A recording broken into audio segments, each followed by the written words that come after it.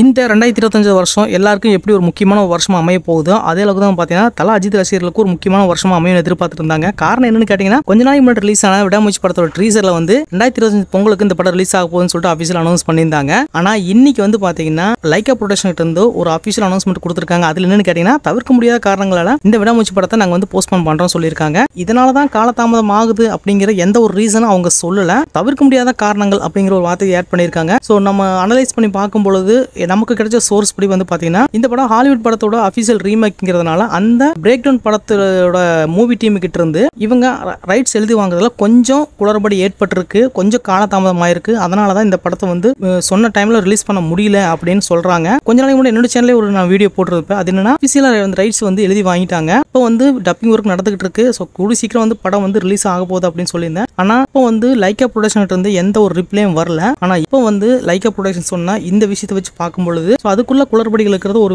விதத்தில் உண்மையும் தெரிய வருது. அப்புறம் இன்னொரு விஷயம் என்னன்னு கேட்டீங்கன்னா, குட் பேட் அக்லி வருமா இல்ல விடாமுயற்சி வருமான்னு சொல்லிட்டு அவங்களுக்குள்ளே வந்து ஒரு ரொம்ப நாள் கன்ஃபியூஷன் இருந்துகிட்டே இருந்துச்சு.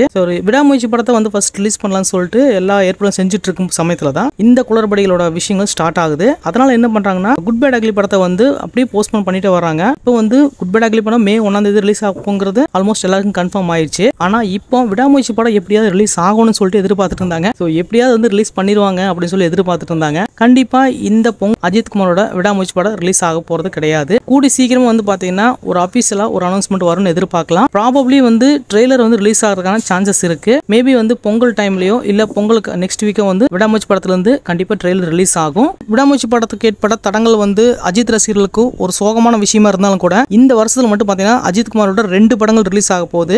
அது வந்து அவங்களுக்கு ஒரு ஹாப்பி நியூஸா கூட இருக்க வாய்ப்புகள் இருக்கு. ஓகே நண்பர்களே, அனைவருக்கும் இனிய ஆங்கில புத்தாண்டு நல்வாழ்த்துக்கள். இந்த வருஷம் வந்து கண்டிப்பா உங்களுக்கு ஒரு இனிமையான வருஷமா தான் அமையும். எல்லாமே நீங்க நினைச்சபடி நடக்கும்னு நான் கண்டிப்பா கடவுள்கிட்ட வேண்டிக்கிறேன். இந்த வீடியோ பிடிச்சிருந்தா மறக்காம லைக் பண்ணுங்க, கமெண்ட் பண்ணுங்க, ஷேர் பண்ணுங்க. என்னுடைய சேனலை மறக்காம சப்ஸ்கிரைப் பண்ணிக்கோங்க. தேங்க்யூ நண்பர்களே.